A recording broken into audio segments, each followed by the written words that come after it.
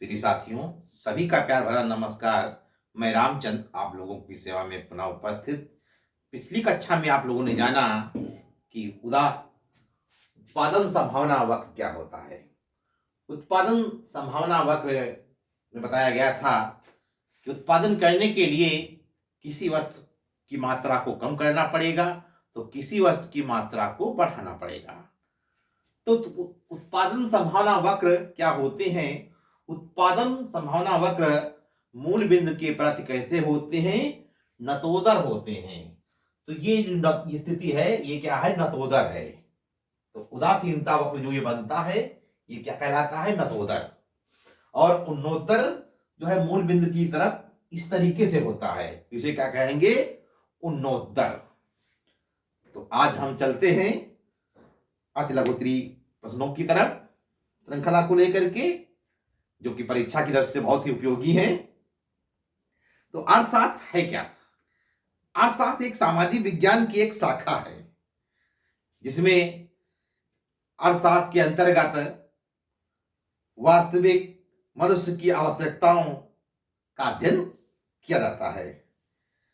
आर्थिक क्रिया क्या है? आर्थिक क्रिया वो क्रिया होती है कि ऐसा कोई कार्य करें जिससे हमें धन की प्राप्ति हो, तो उसे क्या कहेंगे? आर्थिक क्रिया कहेंगे। जैसे मजदूर के द्वारा मजदूरी करना, अध्यापक के द्वारा विद्यालय में पढ़ाना क्या कहलाएगी? आर्थिक क्रिया कहलाएगी। चयन की समस्या क्या है? मानवीय आवश्यकताएं अनंत हैं और हमारे पास साधन कैसे हैं? सीमित हैं। तो सीमित साधनों के कारण हमें वस्तुओं का चुनाव करना पड़ता है कि कौन सी वस्तु को हम खरीदें, कौन सी वस्तु को ना खरीदें। तो ये चयन की समस्या ही हमारी क्या है? एक आर्थिक समस्या है। उपभोग किसे कहते हैं? उपभोग मानवीय आवश्यकताओं की संतुष्टि करना ही उपभोग कहलाता है। जैसे भूख लगने पर खाना खाना, प्यास लगने पर पानी पीना क्या कहलाएगा? उपभोग कहलाएगा। उपभोक्ता किसे कहते हैं? उपभोक्ता वह व्यक्ति होता है जो किसी वस्तु को खरीदता है, वो क्या कहलाता है? उपभोक्ता कहलाता है। और क्यों खरीदता है वस्तुओं को? वस्तु का उपभोग करने के लिए वस्तुओं को खरीदता है।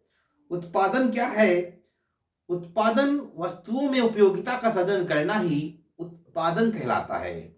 जैसे गीली मिट्टी से मूर्तियां बनाना उत्पादन कहलाएगा। जंगल से लकड़ी को काटकर बाजार में बेचना क्या कहलाएगा? उत्पादन कहलाएगा। उत्पादक किसे कहते हैं? उत्पादक वह व्यक्ति होता है जो अपने लाभ के लिए वस्तुओं का उत्पादन करता है, तो क्या कहलाता है? उत्पादक कहलाता है। विक्रेता किसे कहते हैं? विक्रेता वह व्यक्ति होता है जो अपने लाभ के लिए अपनी वस्तु को दूसरों के द्वारा बेचता है, दूसरे के लिए को देने के लिए बेचता है, तो क्या कहलाता है? विक्रेता कहलाता है। विनिमय किसे कहते हैं? विनिमय का मतलब होता है दो पक्षों के मध्य होने वाला ऐच्छिक वैधानिक हस्तांतरण को विनिमय कहा जाता है। सेवाधारी किसे कहते हैं? वह व्यक्ति जो नौकरी करता है वो क्या कहलाता है? सेवाधारी कहलाता है। सेवा प्रदाता किसे कहते हैं? सेवा प्रदाता वह व्यक्ति होता है जो पैसे लेकर के और सेवाएं देता है। जैसे डॉक्टर है, वकील है, बैंकर है, अध्यापक है, तो ये सब क्या कहलाते हैं? सेवा प्रदाता कहलाते हैं। उपभोक्ता वस्तुएं किसे कहते हैं? वे वस्तुएं जिनका सेवन उपभोग के लिए किया जाता है वो उपभोक्ता वस्तुएं कहलाती हैं। उपभोक्ता विवेकशील क्यों कहा गया? उपभोक्ता कैसा होता है? विवेकशील होता है, क्योंकि विवेक के द्वारा अपनी आय को इस तरीके से व्यय करता है ताकि उसे अधिकतम संतुष्टि प्राप्त हो सके। अर्थशास्त्र की दो शाखाएं हैं, समष्टि अर्थशास्त्र और व्यष्टि अर्थशास्त्र। जैसा कि अंतर आप लोगों ने पिछली कक्षा में जाना, समष्टि अर्थशास्त्र और अर्थशास्त्र में क्या अंतर होता है। व्यष्टि अर्थशास्त्र में संसाधनों से क्या अभिप्राय है? उत्पादन करने के लिए जिन संसाधनों की आवश्यकता पड़ती है, वस्तुओं या सेवाओं का जो उपभोग किया जाता है उत्पादन करने के लिए, उसे क्या कहते हैं? संसाधन कहते हैं। जैसे भूमि है, श्रम है, मशीनें हैं इत्यादि।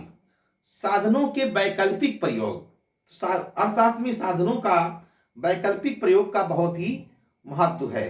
उदाहरण के रूप में जैसे वस्तुएं खरीदने के लिए किसी वस्तु का उपभोग किया जाए, या फिर जैसे चाट खाने के लिए हम कर सकते हैं, या ऐसा कहिए जैसे तुम्हारे पास धन कैसा है, सीमित मात्रा में है, तो सीमित मात्रा में धन को हम क्या करेंगे, उसको हम काहे काहे में उसका उपभोग कर सकें, काहे काहे में हम पैसे को खर्च कर सकें। तो इसे क्या कहेंगे, साधनों के वैकल्पिक प्रयोग हो सकते हैं। उत्पादन, क्या उत्पादन किया जाए, ये भी एक समस्या होती है। उत्पादन करें तो उत्पादन क्या करें, और उत्पादन हम कैसे करें, उत्पादन करने के लिए ऐसी क्या तकनीक अपनाएं जो उत्पादन कर सके, और उत्पादन किया जाए तो किसके लिए किया जाए। कीमत यंत्र से क्या तात्पर्य है, अर्थशास्त्र में कीमत यंत्र का बहुत बड़ा महत्व है। सारी अर्थव्यवस्था देखी जाए तो कीमतों पर ही निर्धारित होती है। वस्तुओं को खरीदना है, वस्तुओं को बेचना है, तो कीमत के द्वारा ही निर्धारित होती है। और अर्थव्यवस्थाएं, पूंजीवादी अर्थव्यवस्था, वह अर्थव्यवस्था जिसपे उत्पादन के साधनों पर व्यक्ति का निजी अधिकार होता है, उसे क्या कहेंगे, पूंजीवादी अर्थव्यवस्था।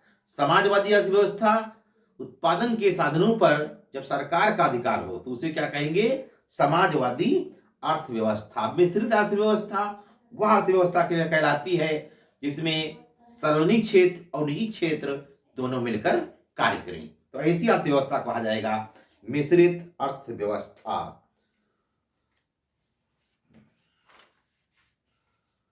तो भारत में किस प्रकार की अर्थव्यवस्था पाई जाती है, तो भारत में मिश्रित अर्थव्यवस्था पाई जाती है। उत्पादन संभावना वक्र की आकृति कैसी होती है, उत्पादन संभावना वक्र मूल बिंदु के प्रति कैसे होते हैं, नतोदर होते हैं। उत्पादन संभावना वक्र क्या होते हैं, मूल बिंदु की प्रति कैसे होंगे, नतोदर। जैसे इस तरीके से ये वक्र बना हुआ है। इसके बाद में चलते हैं विकल्पों की तरफ। अर्थशास्त्र के जनक कौन हैं, 4 विकल्प दिए होंगे, तो 4 विकल्पों में से जो सही विकल्प आप लोगों को लगे, जो सटीक उत्तर बैठे, उसका उत्तर लिखना है परीक्षा में। तुझे पूछा गया है अर्थशास्त्र के जनक कौन थे, तो अर्थशास्त्र के जनक एडम स्मिथ थे। किसने कहा कि अर्थशास्त्र धन का विज्ञान है, तो ये बात किसने कही, एडम स्मिथ ने कही। किसने कहा कि अर्थशास्त्र चयन का तर्कशास्त्र है, तो किसने कहा, रॉबिन्स ने कहा। व्यष्टि अर्थशास्त्र में और समष्टि अर्थशास्त्र में काय का अध्ययन किया जाता है, व्यष्टि अर्थशास्त्र में व्यक्तिगत इकाइयों का अध्ययन किया जाता है, जबकि समष्टि अर्थशास्त्र में संपूर्ण इकाइयों का अध्ययन किया जाता है।